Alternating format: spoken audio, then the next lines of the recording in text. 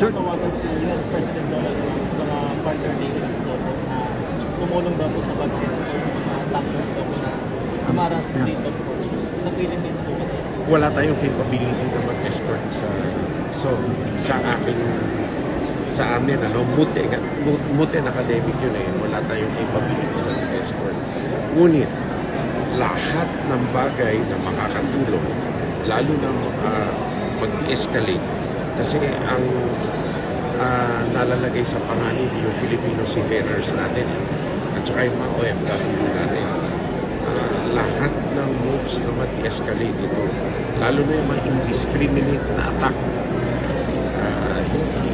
dapat sana mapara agad at we look to an early resolution of the crisis in the Middle East. Hindi lamang dahil unang-una sa mga nalalagay sa panganib na ating mga kababayan, ngunit katulad niya ngayon, kaya minadali natin ito dahil patulungan natin ang mga magsasaka dito dahil aakit ang presyo ng fertilizer at gastos nila. Sir, maliban sir sa economic implications, saan pa natin pwedeng nakikitang maapektuhan tayo following the tensions in Middle East? Well, hindi economic implications first.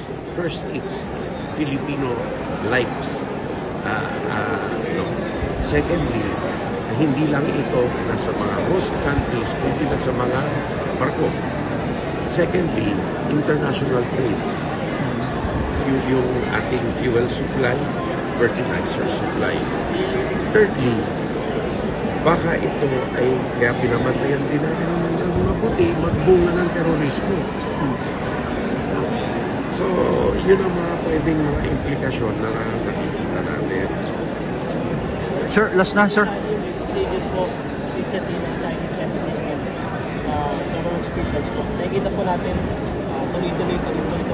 And recently po may nilabas ng letter po. Nakita po nila noong 1990. That letter is not binding at all. Yan ang problema sa China. Lahat ng pagsisinungaling ginagawa nila. No?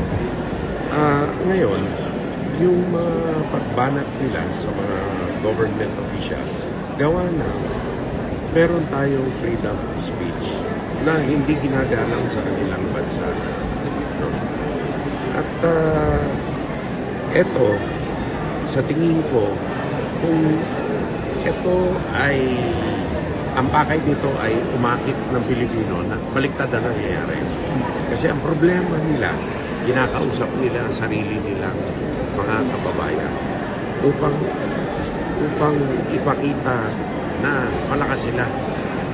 Actually, may mga dalubhasa na nagsasabi, ang problema sa China, ang Indo-Pacific engagement strategy nila is directly tied to the legitimacy of the ruling regime and serves the personal interests of their leaders. Kaya hindi ito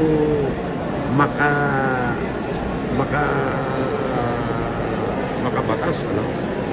Kaya nga lahat ng klase ng pag-iimbento ginagawa na nila. Kasi ito'y internal political effort nila, extension of internal political effort. Hindi ako nagsabi niyan. Iba ang nagsabi niyan.